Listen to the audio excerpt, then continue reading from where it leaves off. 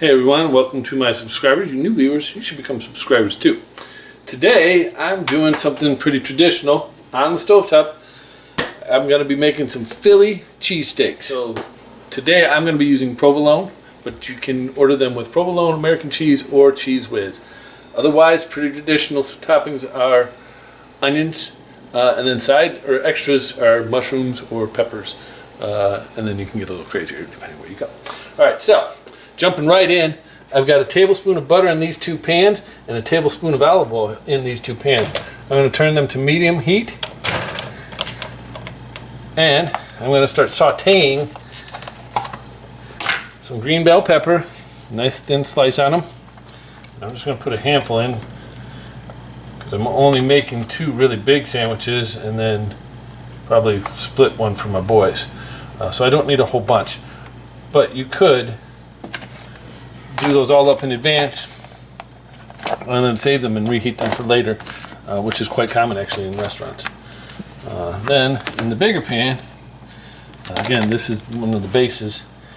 These are very thinly sliced onions, and then we're going to put those in here and saute these up. I'm going to hit them with a pinch of salt each, and then we'll just toss them until they're ready to go. And like I said, I've changed my mind. I'm going to go ahead and just saute them up, and then I'll put them back in the dish, whatever we don't use. So we'll see when these are sauteed. You can see that not only have the onions become a little bit more translucent, but they're also picking up some of the browning, which is perfect. So I've turned this heat down to low, or a simmer. And then the same thing's going on back here. You can see a little bit of browning, and they're softening up. And that's the key. We just want to get these soft and get that saute of the salt and the pepper with the fat from the olive oil and the butter. Again, turn that one down to low. Now, you can't be a Philly cheesesteak without having some steak. This is skirt steak, and it's very thinly cut. You can see, and it's perfect for this type of meal. I've got my stovetop, which I'm going to use this one here. You want a nice flat surface for this. This is olive oil. I'm just going to sprinkle some across.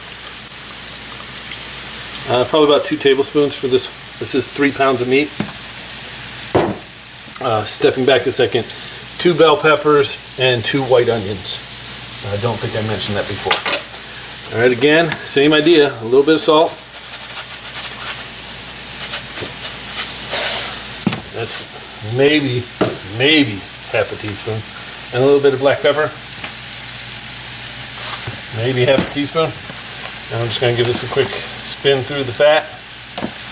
And as soon as this griddle heats up for us, looks good. Now if you're wondering, I just splash water on there to see if it is ready. Alright, so I'm going to take enough to fill my bun. And maybe 1 or 2 more. Alright. This is very fast cooked, 30-45 seconds, maybe a minute. As soon as that cooks, we'll give it a flip over so we get the other side, and then we'll come back. You can see that the meat's just about done. One thing to be aware, I'm using 1 fork for raw, tongs for cooked, and fork for my vegetables, so I'm not really getting any raw food in there. So this will go maybe 2 minutes, and it's just about perfect. So let's start assembling our Philly cheesesteak. Get a little bit of onion in there, a little bit more, and then let's get a little bit of the peppers in there. That looks pretty good to me. Just that over there. And I'll lay 2 slices of provolone on here,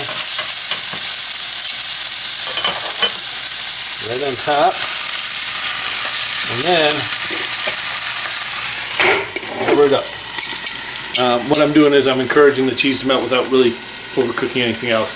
It's going to take 30 seconds, and we'll be putting it on the bun. Alright, it's just about done. So here's my hoagie bun. I'll put a little mayo on here.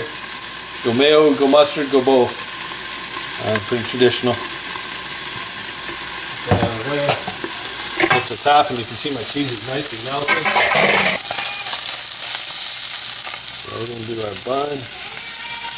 That is how you do a homemade Philly cheesesteak when you're not in Philly.